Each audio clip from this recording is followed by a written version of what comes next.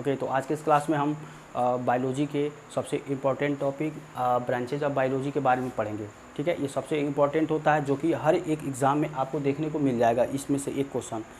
ठीक है, तो ये आपका ब्रांचेज ऑफ बायोलॉजी में ये पहला वीडियो होगा। इसके बाद से हम नेक्स्ट वीडियो में इस टाइप के और भी क्वेश्चन देखेंगे।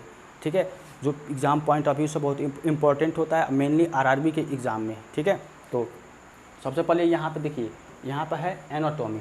तो ये इसमें बोलेगा कि एनाटॉमी के अंतर्गत किसका अध्ययन किया जाता है। ठीक है, तो जो एनाटॉमी होता है इसमें होता है कि जंतुओं और पौधों के आंतरिक संरचना का विच्छेदन के पश्चात जो अध्ययन होता है वो क्या कहलाता है, एनाटॉमी।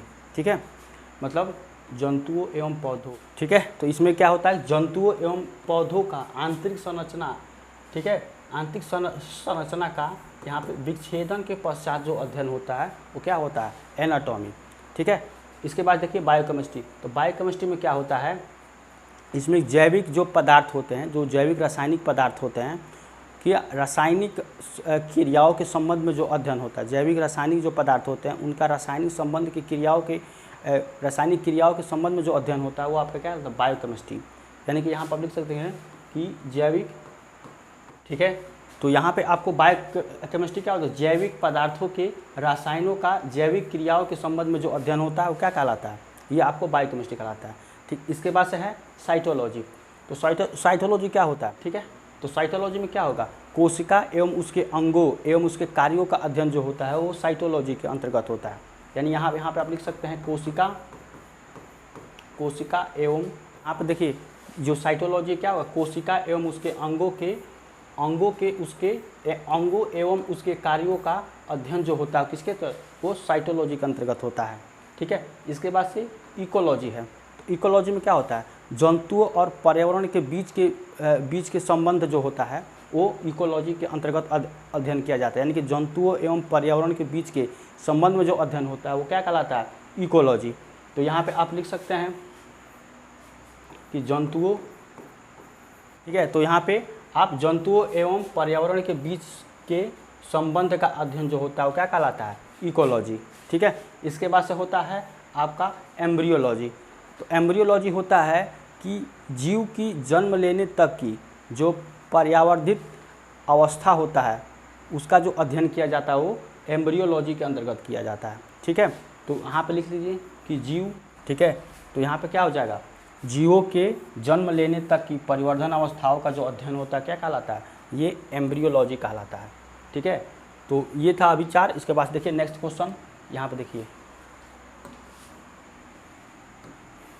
तो ये अब देखिए यहाँ पे एंड्रोक्रिनोलॉजी। ठीक है, इसमें होता है कि जंतुओं के जो हार्मोन की जो अध्ययन होता है, मतलब जंतुओं के आंतरिक संरचनाओं के अंतःस्रावी ग्रंथियों के में जो हार्मोन के जो अध्ययन होता है वो क्या कहलाता है, एंड्रोक्रिनोलॉजी। यानी कि यहाँ पर आप लिख सकते हैं कि जंतुओं। ठीक है, तो यहाँ पे है एंड्रोक्रिनोलॉजी में जंतुओं में अंतःस्रावी ग्रंथियों एवं हार्मोन की क्रियाविधि का अध्ययन जो होता है वो किसके अंतर्गत होता है, एंड्रोक्रिनोलॉजी के। ठीक है, तो इसके बाद से है आपका इवोल्यूशन। तो इसमें क्या होता है, जीवन की उत्पत्ति या जाति की उत्पत्ति का अध्ययन जो होता है वो आपका इसमें किया जाता है, इवोल्यूशन में। यानी कि आप यहाँ बोल सकते हैं कि जीवन की उत्पत्ति। ठीक है, तो यहाँ पे जीवन की उत्पत्ति एवं जाति की उत्पत्ति किसके द्वारा होता है, इवोल्यूशन के द्वारा। ठीक है, और इसके बाद से है आपका हिस्टोलॉजी। हिस्टोलॉजी में क्या होता है, ऊतकों का जो अध्ययन होता है वो क्या कहलाता है, हिस्टोलॉजी। तो इसमें ऊतकों का अध्ययन हो जाएगा, ऊतकों का अध्ययन। ठीक है, ऊतकों का अध्ययन इसमें हो जाएगा हिस्टोलॉजी। इम्यूनोलॉजी, देखिए जीवों में जो रोग प्रतिरोधकता का जो अध्ययन होता है उसको क्या कहलाता है, इम्यूनोलॉजी। यानी यहाँ पे, तो यहाँ पे इम्यूनोलॉजी जो होगा वो होगा जीवों का संक्रमण के प्रति प्रतिरोधकता का अध्ययन जो होता है क्या कहलाता है, ये कहलाता है आपका इम्यूनोलॉजी। ऐसे आपका मॉर्फोलॉजी। तो मॉर्फोलॉजी क्या होगा, ठीक है, तो मॉर्फोलॉजी के अंतर्गत जंतुओं के आकार एवं संरचना का अध्ययन किया जाता है। इसके बाद से है पेलियोजूलॉजी। इसके अंतर्गत क्या कहलाता है, जीवाश्मों का, जंतुओं के जो जीवाश्म होता है उसका अध्ययन किया जाता है। ठीक है, तो यहाँ पे है आपका पेलियोजूलॉजी में जंतुओं के जीवाश्मों का अध्ययन किया जाता है। ठीक है, इसके बाद से है आपका फिजियोलॉजी। तो फिजियोलॉजी में क्या होता है कि जंतुओं के अंदर विभिन्न भागों के जो विभिन्न भाग उसके संरचना का अध्ययन जो होता है वो आपको फिजियोलॉजी के अंतर्गत किया जाता है। यानी कि यहाँ पर आप लिख सकते हैं कि तो यहाँ पे क्या हो जाएगा, जंतुओं के अंदर विभिन्न भागों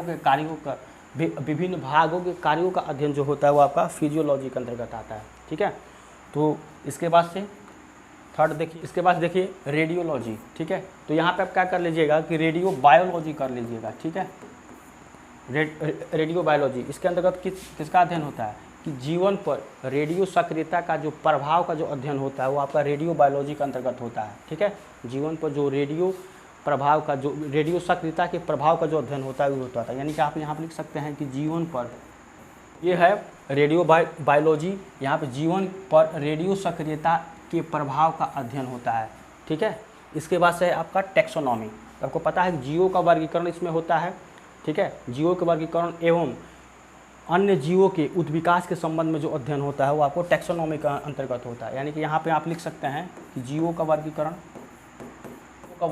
एवं उनका जीवों के साथ उत्विकास, जीवों के साथ उनका अन्य जीवों के साथ उत्विकास का अध्ययन जो होता है किसके साथ होता है, ये होता है टैक्सोनॉमी के साथ। ठीक है, टैक्सोनॉमी के अंतर्गत होता है।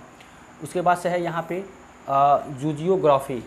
तो इसके अंतर्गत क्या होता है, जीवों के वितरण का जो अध्ययन किया जाता है। ठीक है, संपूर्ण पृथ्वी पर जीवों के वितरण के संबंध में जो अध्ययन किया जाता है वो क्या कहलाता है, जूजियोग्राफी।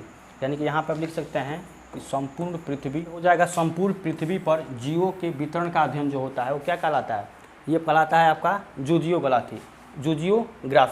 इसके बाद है जू, यहाँ पर देखिए जू पैथोलॉजी कर लीजिएगा। ठीक है, तो यहाँ पे क्या होता है, जीवों के रोगों का अध्ययन किया जाता है। यानी कि यहाँ पर लिख सकते हैं कि जीवों का या जंतुओं का भी बोल सकते हैं। ठीक है, तो के रोगों का अध्ययन। ठीक है, यहाँ पे हो जाएगा जीवों या जंतुओं के रोगों का अध्ययन यहाँ पे किया जाता है। इसके बाद से हो जाएगा एक्रोलॉजी। तो एक्रोलॉजी जो होता है इसमें टिक्स और माइटस करके होता है, टिक्स और माइटस का अध्ययन किया जाता है। ठीक है, तो यहाँ पे टिक्स और माइटस का अध्ययन किया जाता है। ठीक है, इसके बाद से है एग्रीकल्चर। तो एग्रीकल्चर आपको पता है कि खेती से रिलेटेड होता है, तो इसमें खेती का अध्ययन किया जाता है, खेती का अध्ययन। ठीक है, इसके बाद से आपका एंजियोलॉजी। एंजियोलॉजी क्या कहलाता है, इसमें होता है रक्त परिसंचरण तंत्र का अध्ययन किया जाता है। ठीक है, उसमें जो धमनी और शिराओं सहित रक्त परिसंचरण तंत्र का अध्ययन किया जाता है। यानी कि यहाँ पर लिख सकते हैं। ठीक है, तो इसमें क्या होता है, एंजियोलॉजी में रक्त परिसंचरण का अध्ययन होता है, धमनी एवं शिराओं सहित होता है। ठीक है, तो ये था आज के इस वीडियो में इतना था। इसके बाद से हम नेक्स्ट वीडियो में और भी सारे इस टाइप के क्वेश्चन को देखेंगे। ठीक है, अगर कोई भी आपको इसमें कमी देखती है तो उसको आप कमेंट में करके बता सकते हैं, या कोई भी कुछ पूछना है तो आप कमेंट करके इसमें पूछ सकते हैं। ठीक है।